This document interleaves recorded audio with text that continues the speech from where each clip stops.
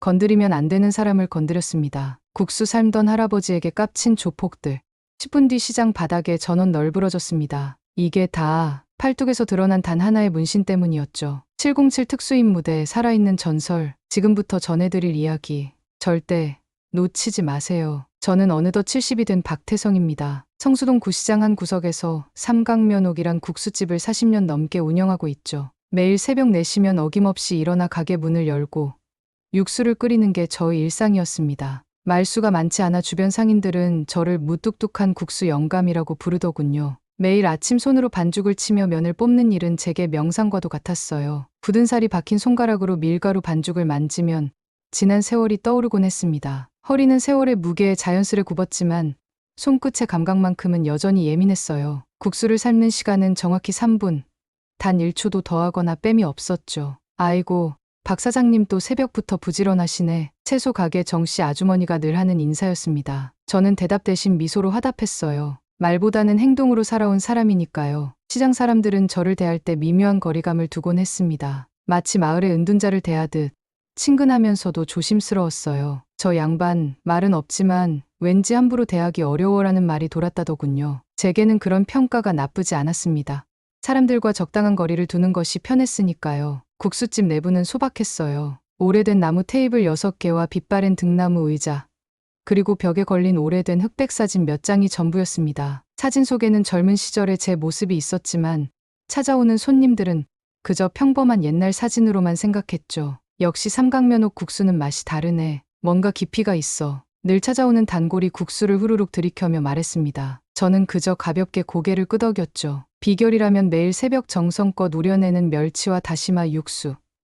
그리고 40년간 한결같은 마음가짐이었습니다. 저는 국수를 만들 때마다 한 그릇 한 그릇에 정성을 담았어요. 단순한 음식이 아니라 누군가의 하루의 온기를 전하는 일이라 생각했으니까요. 허리가 아파도 무릎이 쑤셔도 손님들 앞에서는 내색하지 않았습니다. 그것이 제가 살아온 방식이었죠. 시장은 점점 활기를 잃어갔어요. 대형마트와 온라인 쇼핑에 밀려 예전만큼 손님이 많지 않았습니다. 그래도 저는 변함없이 같은 시간에 문을 열고 같은 방식으로 국수를 만들었어요. 변화하는 세상 속에서 변하지 않는 것도 필요하다고 생각했으니까요. 어느 날 시장 입구에 검은색 외제차가 멈춰섰습니다. 그리고 그 차에서 내린 젊은 남자들이 시장을 둘러보기 시작했죠. 저는 그저 새로운 손님인가 싶어 별 생각 없이 국수를 만들고 있었어요. 그때만 해도 그들이 제 평화로운 일상을 완전히 뒤흔들어 놓을 존재라는 걸 알지 못했습니다. 마치 폭풍 전의 고요처럼 그날의 시장은 평소와 다름없이 조용했어요. 하지만 저는 오랜 세월 살아오며 깨달은 것이 있었습니다. 너무 고요할 때가 가장 위험한 순간이라는 거요.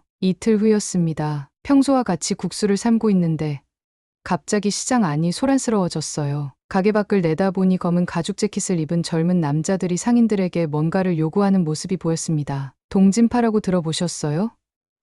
이제 이 시장은 저희가 관리하게 됐습니다. 매달 관리비 70만 원씩만 내시면 모든 걱정 없이 장사하실 수 있어요. 그들의 말투는 공손했지만 눈빛에는 위협이 담겨 있었죠. 상인들은 대부분 고개를 숙이고 말없이 듣고만 있었습니다. 오랫동안 시장에서 장사해온 김 노인이 용기를 내어 말했어요. 우리 시장은 그런 돈 낼 형편이 안 돼요. 장사도 예전만 못하고 경찰에 신고할 거예요. 그 말이 끝나기가 무섭게 젊은 남자 하나가 김 노인의 과일 진열대를 발로 걷어찼습니다. 사과와 배가 바닥에 굴러다녔죠. 그 광경을 보며 저는 육수 국자를 꽉 쥐었어요. 분노가 가슴속에서 끓어올랐지만 아직은 때가 아니라고 생각했습니다. 경찰?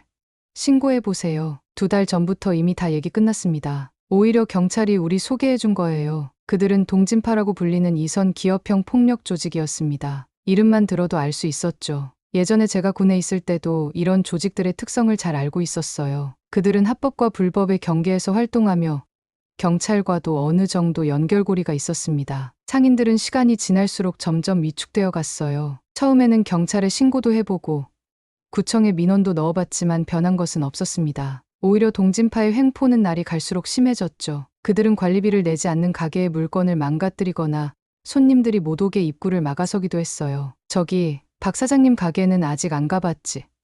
국수 장사 괜찮다던데. 어느 날 그들의 우두머리로 보이는 30대 중반의 남자가 제 가게를 향해 걸어왔습니다. 손님들이 하나둘 눈치를 보며 가게를 빠져나갔죠. 저는 묵묵히 국수를 삶고 있었어요. 그가 카운터 앞에 서서 말했습니다. 국수 한 그릇 주세요. 근데 박 사장님, 장사가 잘 되시는 것 같던데. 할아버지도 이제 우리 동진파랑 함께 하셔야죠. 매달 70만 원이면 아주 싸게 해드리는 겁니다. 저는 천천히 손을 씻고 그를 바라보았어요. 그의 뒤로는 3명의 부하들이 서 있었습니다. 모두 험상궂게 생겼고 팔에는 문신이 보였죠. 저는 국자를 내려놓고 그들을 조용히 응시했습니다. 내 국수는 사람 살리려고 만들었지. 너희 배 채우려고 만든 게 아니여. 제 말에 그들의 표정이 일그러졌어요. 우두머리로 보이는 남자가 카운터를 주먹으로 내리쳤습니다. 뭐라고요? 할아버지, 말을 조심하셔야겠네. 우리가 누군지 아직 모르시나 본데. 저는 표정 하나 바꾸지 않고 그를 바라보았습니다. 40년 넘게 국수를 만들어 온 손으로 국자를 꽉 쥐며 단 한마디만 했죠. 나가. 그 순간 가게 안에 공기가 얼어붙는 것 같았어요. 시장의 다른 상인들이 놀란 표정으로 우리를 바라보고 있었습니다. 아무도 동진파에게 그런 식으로 말한 사람이 없었으니까요. 우두머리 남자의 얼굴이 붉게 물들었습니다. 할아버지, 오늘은 봐드리지만 내일 다시 올 거예요. 그때까진 잘 생각해 보세요. 이 시장에서 장사하고 싶으면 규칙을 따라야죠. 그들이 가게를 나가자 상인들이 하나둘 몰려왔습니다. 모두 걱정스러운 얼굴이었어요. 박 사장님, 괜찮으세요? 저러다 큰일 나겠어요. 그냥 돈 내는 게 나을 것 같아요. 저는 미소로 그들을 안심시켰지만 속으로는 다른 생각이 들었습니다. 그날 밤 가게 문을 닫고 뒷방으로 들어갔어요. 오래된 서랍장 깊숙한 곳에서 군용 알루미늄 상자를 꺼냈습니다. 상자를 열자 707 특수임무대라는 마크가 보였죠. 오랫동안 묻어두었던 과거가 다시 수면 위로 떠오르는 순간이었습니다. 저는 상자 안에 사진 한 장을 꺼내 들었어요. 젊은 시절의 제 모습, 특수부대 복장을 한 채 팀원들과 함께 찍은 사진이었습니다. 그 시절의 기억이 물밀듯이 밀려왔죠. 그리고 결심했어요. 이제는 더 이상 숨지 않을 것이라고. 다음 날 아침, 저는 평소보다 일찍 일어났습니다. 몸을 풀기 위해 간단한 스트레칭을 했어요. 나이가 들어 몸이 예전 같지는 않았지만 근육의 기억은 여전했죠. 40년 동안 매일 해온 동작들이 자연스럽게 흘러나왔습니다. 호흡을 가다듬고 마음을 비우는 것으로 하루를 시작했어요. 가게 문을 열고 육수를 끓이기 시작했습니다. 오늘은 무언가 달랐어요. 공기 중에 긴장감이 감돌았죠. 시장 상인들은 평소보다 조용했고 서로 눈빛만 교환할 뿐 말이 없었습니다. 모두가 어제 있었던 일을 알고 있었고 오늘 무슨 일이 일어날지 두려워하고 있었어요. 박 사장님, 오늘은 문 닫는 게 어떨까요? 옆 가게 최 씨가 조심스레 말을 건넸습니다. 저는 고개를 저었어요. 그럴 수 없습니다. 40년 동안 단 하루도 문 닫은 적 없어요. 오늘도 마찬가지죠. 정오가 되자 예상대로 동진파 사람들이 나타났습니다. 어제보다 더 많은 인원이었어요. 앞장선 사람은 어제 본 우두머리였죠. 그의 눈에는 분노가 가득했습니다. 자, 할아버지, 어제는 좀 실례했습니다. 오늘은 제대로 얘기해 볼까요? 저는 국수를 삶던 중이었어요. 손님 3명이 식사 중이었는데 동진파가 들어오자 서둘러 돈을 내고 나갔습니다. 저는 천천히 손을 씻고 카운터 앞으로 나왔어요. 얘기할 게 없습니다. 내 가게에 관리비 같은 건 필요 없어요. 우두머리의 얼굴이 일그러졌습니다. 그가 손짓하자 부하 하나가 앞으로 나섰어요. 그의 손에는 쇠파이프가 들려 있었죠. 할아버지, 우리가 누군지 아직도 모르시나 봐요. 이 시장은 이제 동진파 구역입니다. 여기서 장사하려면 규칙을 따라야죠. 저는 무표정하게 그들을 바라보았어요. 심장은 평온했고 숨소리는 고요했습니다. 오랜 훈련의 결과였죠. 저는 국자를 내려놓고 그들을 조용히 응시했어요. 내 국수는 사람 살리려고 만들었지.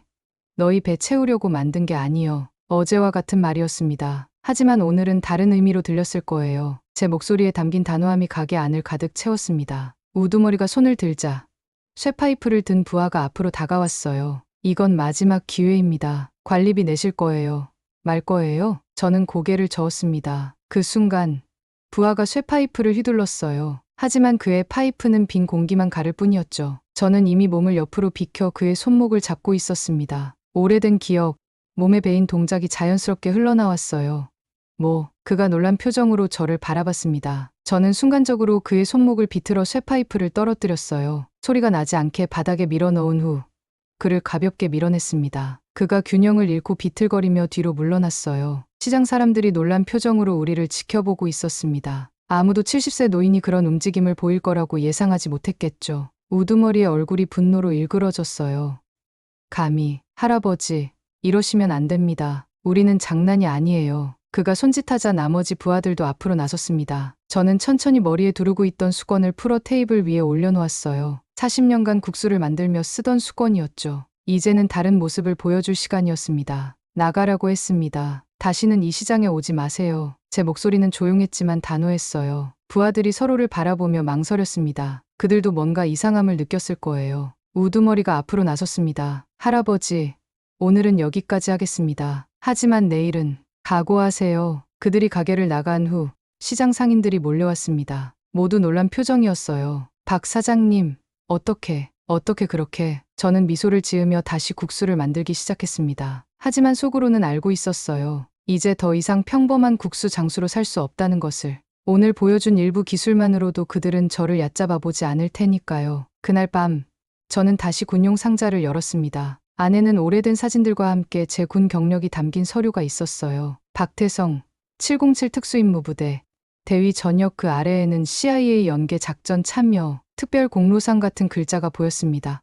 저는 깊은 숨을 내쉬었어요. 내일은 더 큰 폭풍이 올 것이 분명했습니다. 다음 날 새벽부터 가게를 열고 준비를 시작했습니다. 마음은 이미 각오를 다진 상태였죠. 국수 육수를 끓이면서 창밖을 내다보았어요. 시장은 평소보다 한산했고 몇몇 상인들은 가게 문조차 열지 않았습니다. 박 사장님, 오늘은 정말 괜찮으세요? 생선가게 김씨가 물었어요. 저는 미소로 답했습니다. 걱정 마세요. 국수는 늘 그렇듯 오늘도 맛있을 겁니다. 오전 10시경. 시장 입구에 검은색 승합차가 멈췄어요. 3명이 먼저 제 가게로 들어왔고 손에는 쇠파이프와 강목이 들려 있었죠. 손님들이 황급히 자리를 떴습니다. 할아버지, 어제는 경고였습니다. 오늘은 진짜 답을 들으러 왔어요. 앞장선 남자가 말했어요. 그는 전투 경험이 있어 보였습니다. 답은 어제와 같습니다. 이 가게와 시장은 여러분의 것이 아니에요. 제 말에 그가 웃음을 터뜨렸어요. 오래된 가게네요. 불이라도 나면 재건하기 힘들 것 같은데. 그의 협박에 저는 국수를 삶던 것을 멈추고 카운터 앞으로 나왔습니다. 이 가게는, 이 시장은 우리의 삶입니다. 여러분이 마음대로 할 수 있는 곳이 아니에요. 그 순간 뒤에 있던 남자가 강목을 휘둘렀습니다. 저는 본능적으로 몸을 숙였죠. 40년 전 특수부대에서 훈련받은 동작들이 되살아났어요. 그의 손목을 잡아 비틀고 균형을 무너뜨렸습니다. 으악, 그가 바닥에 쓰러졌어요. 나머지 2명이 동시에 공격해왔습니다. 저는 몸을 낮춰 첫 번째 공격을 피하고 테이블을 밀어 두 번째 공격자의 다리를 걸었어요. 그의 목 옆을 가볍게 쳤더니 숨이 막혀 쓰러졌습니다. 마지막 남은 남자가 놀란 표정으로 물었어요.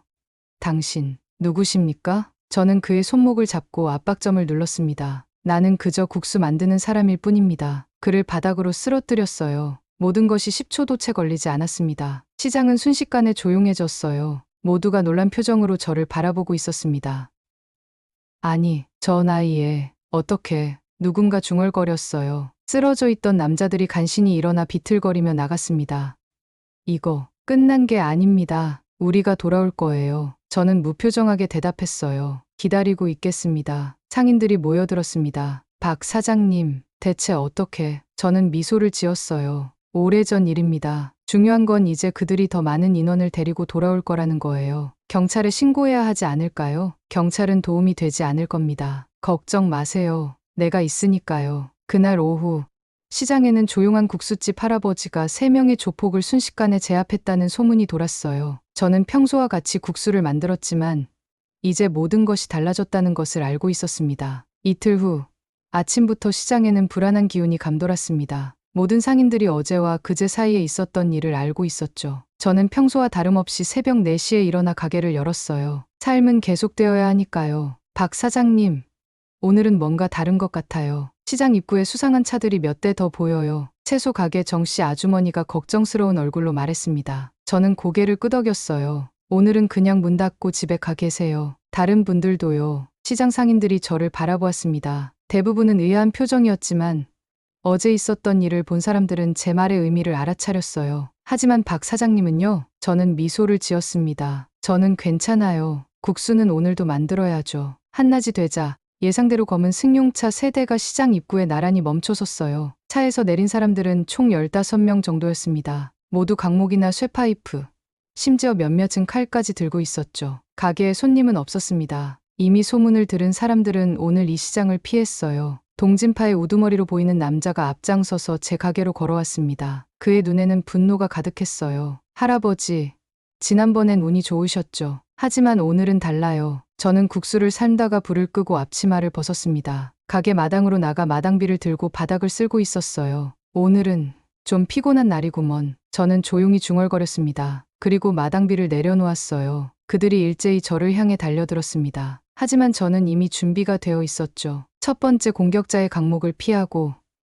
그의 팔꿈치를 가볍게 쳤어요. 뼈가 부러지는 소리가 들렸습니다. 두 번째 공격자는 쇠파이프를 휘둘렀지만 허공을 가를 뿐이었죠. 저는 그의 다리를 걸어 넘어뜨렸어요. 예전의 훈련이 몸에서 자연스럽게 흘러나왔습니다. 모든 동작은 정확하고 경제적이었어요. 불필요한 움직임은 없었습니다. 마치 잘 조율된 시계처럼 제 몸은 정확하게 움직였죠. 이 망할 할배가 누군가 소리쳤지만 이미 그도 바닥에 쓰러져 있었어요. 한 명, 두 명, 점점 더 많은 사람들이 제 손에 제압되었습니다. 칼을 든 남자는 자신의 무기가 오히려 자신의 다리를 베는 상황을 맞이했죠. 몇 분 후 가게 앞마당은 신음하는 사람들로 가득했어요. 15명 중 단 한 명도 서 있지 못했습니다. 저는 숨조차 거칠지 않았죠. 다만 오른쪽 어깨가 약간 아팠어요. 나이가 들면서 예전처럼 회복이 빠르지 않았으니까요. 그때 시장 어디선가 휴대폰으로 사진을 찍는 소리가 들렸습니다. 누군가 이 모든 상황을 기록하고 있었어요. 저는 그것이 무엇을 의미하는지 알고 있었습니다. 이제 제 비밀은 더 이상 비밀이 아니게 될 테니까요. 그날 저녁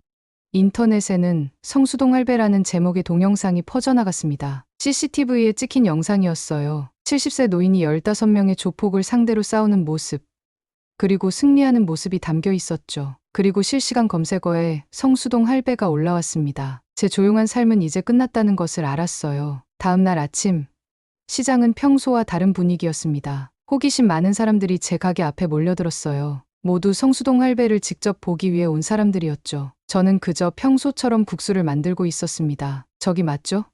인터넷에서 본 그 할아버지? 와, 진짜네. 혼자서 조폭 15명을 때려 눕혔다는 수군거림이 가게 안을 가득 채웠어요. 저는 묵묵히 국수를 삶고 있었습니다. 익숙한 동작이 저를 진정시켰죠. 하지만 마음 한구석에서는 이런 관심이 불러올 결과를 알고 있었어요. 오전 11시경 경찰차 2대가 시장 입구에 멈춰섰습니다. 제복을 입은 경찰관 넷과 사복 차림의 형사 한 명이 제 가게로 들어왔어요. 박태성 씨 맞으십니까? 사복 차림의 형사가 물었습니다. 그의 표정은 엄격했지만 눈빛에는 호기심이 묻어났어요. 저는 고개를 끄덕였습니다. 어제 있었던 일로 조사를 해야 합니다. 저희와 함께 가주시겠어요? 그의 말에 가게 안에 손님들이 술렁이기 시작했어요. 저는 조용히 국자를 내려놓고 앞치마를 벗었습니다. 알겠습니다. 그런데 누가 신고했나요? 형사는 잠시 망설이다 대답했어요. 어제 다친 사람들이 폭행 혐의로 신고했습니다. 저는 피식 웃었습니다. 역시 그럴 줄 알았죠. 동진파는 합법과 불법 사이를 오가는 기업형 조직이었어요. 그들에게는 경찰과의 연결고리도 있었을 겁니다. 좋습니다.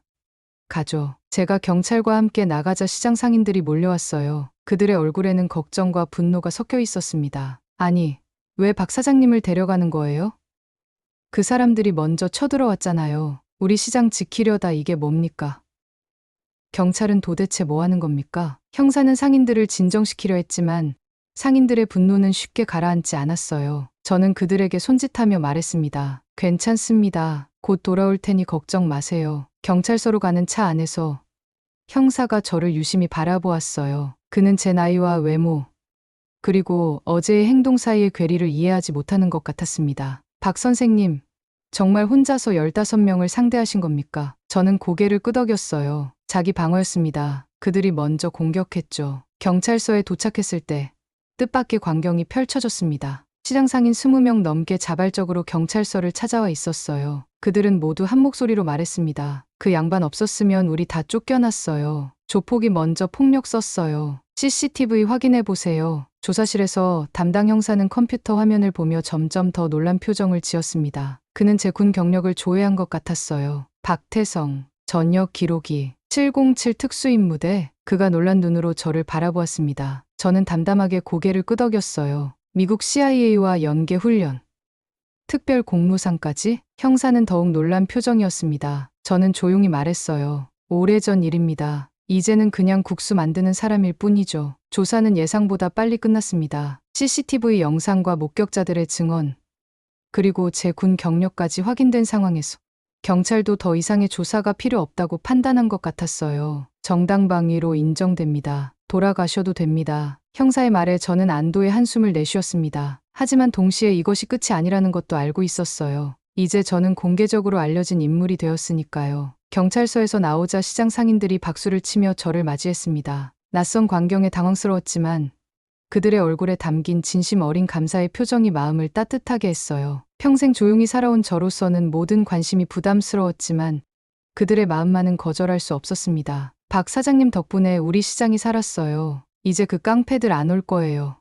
그렇죠? 그들의 말에 저는 미소를 지었지만 속으로는 그렇게 단순하지 않다는 것을 알고 있었어요. 동진파 같은 조직은 쉽게 물러서지 않을 테니까요. 하지만 지금은 그들의 기쁨을 방해하고 싶지 않았습니다. 다들 고맙습니다. 하지만 이제 평소처럼 장사나 계속합시다. 경찰서에서 가게로 돌아오는 길, 시장 분위기가 완전히 달라져 있었어요. 손님들이 평소보다 훨씬 많았고 모두 호기심 어린 눈으로 저를 바라보고 있었습니다. 특히 제 가게 앞에는 줄이 길게 늘어서 있었어요. 저기 오시네.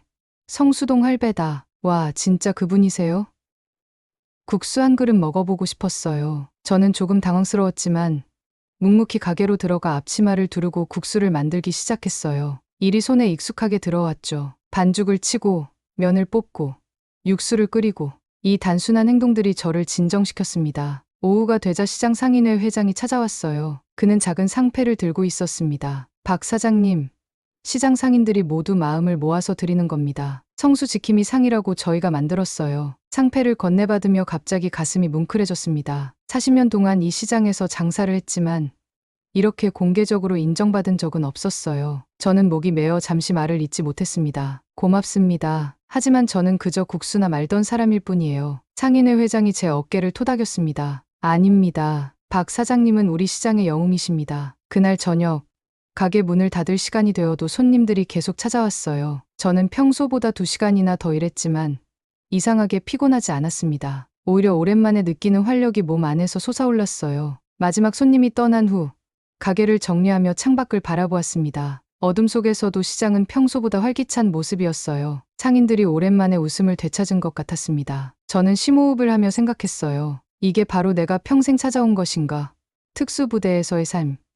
그리고 이후에 조용한 국수 장수로서의 삶. 두 삶이 이렇게 만나게 될 줄은 몰랐습니다. 귀가하려는데 시장 입구에서 한 노인이 저를 기다리고 있었어요. 오래된 시장 경비원 최 씨였습니다. 박 사장님, 사실은 저도 알고 있었습니다. 사장님이 특별한 분이라는 걸요. 저는 놀라서 그를 바라보았어요. 최 씨가 미소 지으며 말을 이었습니다. 저도 젊을 때 군 생활했거든요. 사장님 걸음걸이만 봐도 알았습니다. 그동안 비밀로 해주셔서 고맙습니다. 이제 다들 알게 됐지만 그래도 괜찮습니다. 사장님은 우리 성수동의 자랑이니까요. 그의 말에 가슴이 따뜻해졌습니다. 저는 고개를 끄덕이며 말했어요. 다들 조심하고 힘내세요. 내일도 변함없이 국수 기다리고 있겠습니다. 집으로 걸어가는 길, 밤하늘의 별을 바라보았습니다. 오랜만에 마음이 평온했어요. 과거와 현재가 만나 새로운 미래를 열어가는 순간이었습니다. 다음 날 아침, 평소처럼 새벽 4시에 일어났습니다. 하지만 시장으로 향하는 길은 달랐어요. 사람들이 저를 알아보고 인사를 건넸죠. 익숙지 않은 관심이었지만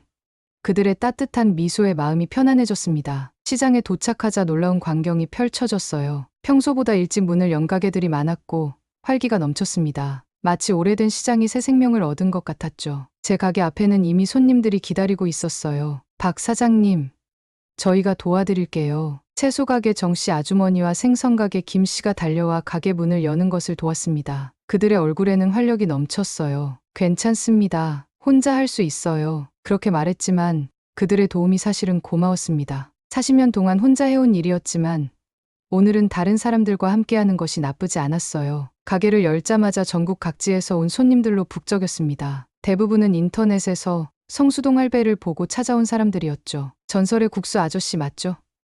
사진 한 장만 찍어도 될까요? 이 국수에 무슨 비법이 있는 건가요?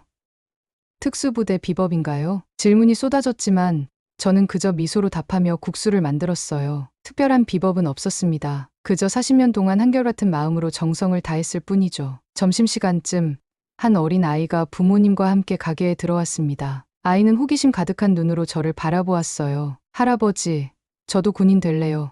할아버지처럼요. 순간 가슴이 따뜻해졌습니다. 저는 국수 한 그릇을 아이 앞에 내려놓으며 말했어요. 그럼 국물부터 남기지 말고 싹 다 먹어봐라. 군인은 음식도 남김없이 먹어야 한단다. 아이가 웃으며 국수를 먹기 시작했습니다. 그 모습을 보며 문득 생각했어요. 제가 707 특수부대에 있을 때는 사람을 지키는 임무였고 국수 장수가 된 후에도 결국은 같은 일을 하고 있었던 거죠. 오후 시장 상인들이 모여 작은 축하 모임을 열었습니다. 동진파가 시장에서 완전히 철수했다는 소식이 전해졌어요. 경찰도 시장 주변 순찰을 강화했다고 했습니다. 박 사장님 덕분에 우리 시장이 살았어요. 요새 손님도 배로 늘었고요. 상인들의 얼굴에는 오랜만에 활기가 돌았습니다. 저는 그저 미소를 지었어요. 제가 한 일은 그리 대단한 것이 아니었습니다. 그저 지켜야 할 것을 지켰을 뿐이죠. 너무 과장하지 마세요. 저는 그저 국수 만드는 사람입니다. 앞으로도 변함없이 국수만 만들 겁니다. 그날 저녁, 가게 문을 닫으며 시장을 바라보았습니다. 어둠 속에서도 시장은 활기찼어요. 새로운 시작이 느껴졌습니다. 집으로 걸어가는 길, 문득 하늘을 올려다보았어요. 별이 유난히 밝게 빛나고 있었습니다. 마치 제 인생의 두 갈래 길이 마침내 하나로 만나 빛나는 것 같았죠. 사람은 때론 말이 아니라 조용한 국수 한 그릇으로 세상을 바꿀 수 있다는 것을 깨달았습니다. 성수동의 박태성. 저는 특별한 영웅이 아니었어요. 그저 자신의 자리에서 최선을 다한 평범한 사람이었을 뿐입니다. 하지만 그 평범함이 때로는 가장 특별한 것이 될 수 있다는 것도 알게 되었죠. 내일도 저는 변함없이 국수를 만들 것입니다. 그것이 제가 세상에 줄 수 있는 가장 큰 선물이니까요. 한 편의 이야기, 그리고 여러분의 마음속에 남을 여운. 사는 게 사연이더라. 다음 이야기로 돌아오겠습니다.